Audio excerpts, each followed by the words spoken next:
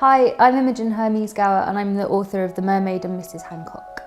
The Mermaid and Mrs Hancock is set in London in 1785, where a merchant, Jonah Hancock, is waiting in Deptford for his ship to return. Unfortunately, it never does, but what he gets instead is this tiny, wizened, mummified mermaid, which looks a lot like a monkey stitched to a fish's tail. Across town in Soho, the highly desirable courtesan Angelica Neal finds herself down on her luck and in need of a new keeper to pay her bills. Jonah and Angelica are sucked into the orbit of this mermaid and set out together to climb the Georgian social ladder. We're in Dr Johnson's house just behind Fleet Street, which I first visited when I was a student and was immediately struck by its really peaceful atmosphere. I love how sparsely it's furnished, but also it's really intelligently and thoughtfully curated with a lot of love. It's very easy to imagine it being Johnson's home and existing in the period that he lived. I always really loved this place, and after I sold the book I felt that I really needed something to continue to anchor me to the 18th century and to keep me thinking about it and have it fresh in my mind. So when I saw that Dr Johnson's house needed volunteers, I applied. I actually went over the copy edits for The Mermaid and Mrs Hancock on the top floor of this building in the garret where Johnson wrote his dictionary. I have a really great affection for Dr Johnson, and it's only grown since I've been here. You get such a sense of his character and you can really imagine him inhabiting these rooms. I got the idea for The Mermaid and Mrs Hancock when I was working at the British Museum, and there I just started writing again as an adult, and I used to try and challenge myself to write short pieces of fiction inspired by the artefacts that I worked around. So if I was in a gallery I would choose something and I would try and imagine the context that it might have originally been in and the people who could have been around it and make a story from it. One of those objects was a real mermaid, which is in the British Museum collection. It's usually tucked away in quite a dark corner and not many people know about it, so it was always quite fun sending children to see it because it's really scary. And it's very similar to the one in the book, so it's kind of baby-sized with these sharp little monkey teeth in its fists kind of pulled up. And when I looked at it, I thought, a collector in the 18th century who wanted a mermaid for his Wunderkammer would expect to receive something like this, and what would happen if instead he got a real, nebulous, powerful mermaid come back instead. And that was where the idea first came from, and I immediately had the characters of Mr Hancock and Angelica Neal in my head, like they were kind of fully formed, and I could hear the voice of the novel very clearly from the beginning. It worked because I'd always been really interested in the 1780s and the women of that period, so it was really easy to bring my love of the period into this story and to create a world that felt to me really convincing and powerful. The British Museum mermaid does probably date from the 18th century.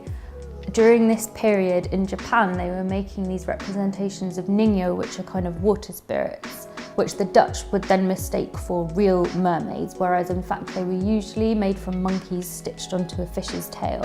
These curiosities would then be transported back to Europe and exhibited in great cities with huge excitement. When I'd written about 20,000 words of what became The Mermaid and Mrs Hancock, and I realised that I was kind of onto a good thing, I put it aside completely and I just researched for about 10 months. So for me, that meant every day that I wasn't working in a cafe, which was my job at the time, I would go into the British Library, into rare books and music, and I would get out everything and read and make notes for hours and hours every day. I read a lot of current academia, but my focus was often on contemporary texts like 18th century novels and pamphlets. My original focus was on something called Harris's List, which the British Library owned several volumes of. This was a kind of time out of sex workers in Georgian London, so it would have a little review and maybe this woman's price and her address and her history sometimes, which was a really interesting insight into Georgian women and also how sex workers were viewed by the people who used them. I also thought it was really important to experience as much of Georgian life as I could physically, so quite often I would cook things out of contemporary recipe books. I made myself a robe à la reine, which is the kind of fine muslin dresses that you see in lots of 1780s portraits. And I also tried to walk everywhere, so I explored all the places in my book on foot, looking around, really trying to pick up things that still existed from the period, the footprints of streets, the way that the light falls on them. I really wanted to feel how my characters might have felt in navigating London and thinking about it as an 18th century city from the ground. I've been really interested in Georgian London long before I ever thought to write fiction about it. So I would always read biographies of women from the period who I really admired. People like Emma Hamilton and the actress Dora Jordan, who has mostly been forgotten to history now, but who was super famous and extraordinary in her day. So I already loved the period and really felt comfortable with it. I think it's really stylish and beautiful. The sense of humour also really appeals to me, and when I was researching, I think I would laugh most days. There's also, I think, in late 18th century London, a real sense of excitement and social movement and also scientific interest. It feels like a very forward-looking intellectual period, but it was the women who really drew me in and whose characters I found so appealing and compulsive. I think I wanted to interrogate the mermaid myth. As a child, one of the big Disney movies was The Little Mermaid, which I found really compelling, but it's very pretty and sanitised.